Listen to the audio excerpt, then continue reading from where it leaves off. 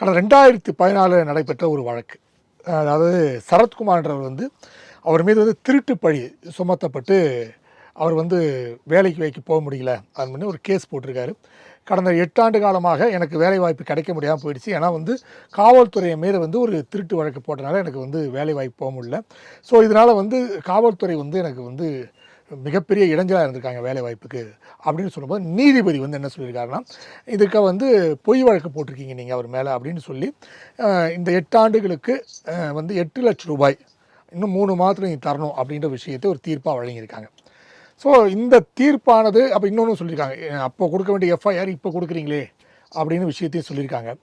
So இதெல்லாம் நீதிபதிகளுக்கு தெரிந்த விஷயமாக தானே இருக்கிறது. ஏன் தெரிந்த விஷயத்தே இப்படி ஒரு தீர்ப்பு வழங்கியிருக்காங்க அப்படின்னு நினைக்கிறீங்க?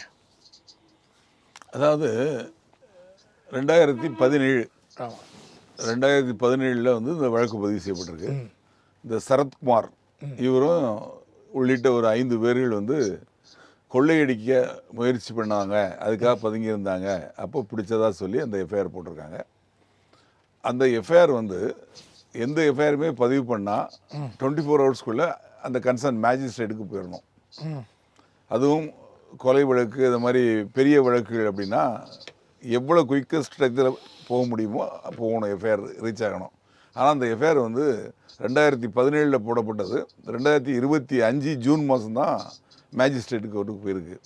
அப்போ இதிலேருந்து காவல்துறை எவ்வளோ ஒழுங்கீனமாக செயல்பட்டுருக்காங்க அப்படின்னு தெரியுது. அது மட்டும் இல்லை, 10 ஆய்வாளர்கள் இந்த 2017 2025 வரைக்கும் அந்த மதுகூர் காவல் நிலையத்தில் 10 ஆய்வாளர்கள் பணிபுரிஞ்சிருக்காங்க. இந்த வழக்கை பதிவு செய்த ஆய்வாளர் உட்பட வழக்கு பதிவு செய்த ஆய்வாளர் எஃப்ஐஆர் போட்டாங்க.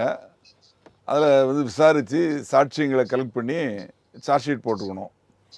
சார்ஜ் ஷீட் போடுறதுக்கு சாட்சியங்கள் இல்லை அப்படின்னா அந்த கேஸை ட்ராப் பண்ணி மேஜிஸ்ட்ரேட்டுக்கு ரிப்போர்ட் அனுப்பிச்சிருக்கணும். ஆனால் அவர் எஃப்ஐஆரே அனுப்பலையே. அப்புறம் எங்கே இன்வெஸ்டிகேட் பண்ணி சாட்சிகளை விசாரித்து சாட்சியங்களை கலெக்ட் பண்ணி அப்புறம் ஃபைனல் ரிப்போர்ட் எப்படி தாக்கல் பண்ணுவார்? எஃப்ஐஆரே அனுப்பலை அவர் அப்படியே விட்டுட்டு போயிட்டார். அதுக்கு பின்னாடி வந்தவங்களும் அந்த வழக்கு கவலைப்படவே இல்லை. ஆனால் அந்த பாதிக்கப்பட்ட சரத்குமார்ங்கிறவர் அதன் காரணமாக வெளிநாடுகளுக்கு போகிறதுக்கு முயற்சி பண்ணுறப்போ அவருக்கு விசா கிடைக்கல, உள்நாட்டிலையும் வேலை கிடைக்கல. எங்கே வேலைக்கு போனாலும் ஏதாவது கேஸ் இருக்குன்னா அந்த கேஸ் இருக்குங்கிறத காட்டுறாங்க.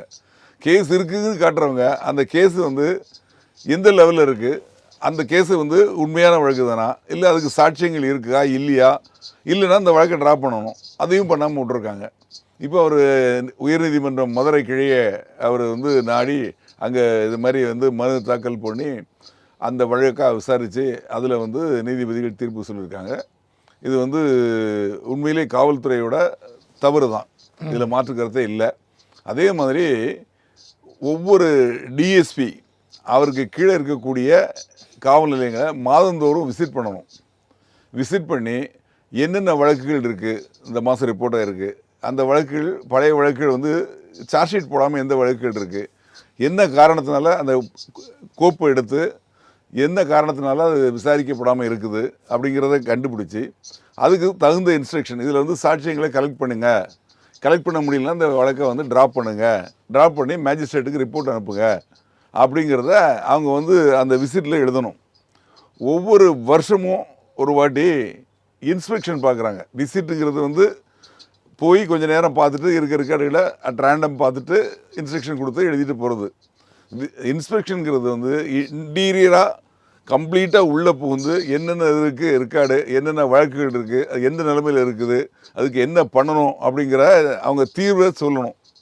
சொல்லி அதை அவங்க செய்கிறாங்களா அப்படின்னு பார்க்கணும். அந்த அறிக்கையை மேலதிகாரிக்கு அனுப்பிச்சு மேலதிகாரி நீங்கள் கொடுத்த இன்ஸ்ட்ரக்ஷன்லாம் கேரி அவுட் பண்ணியிருக்காங்களா அப்படின்னு சொல்லி கேட்பாங்க. அதுக்கு அவங்க பதில் கொடுக்கணும் சம்மந்தப்பட்ட ஆய்வாளர்கள்.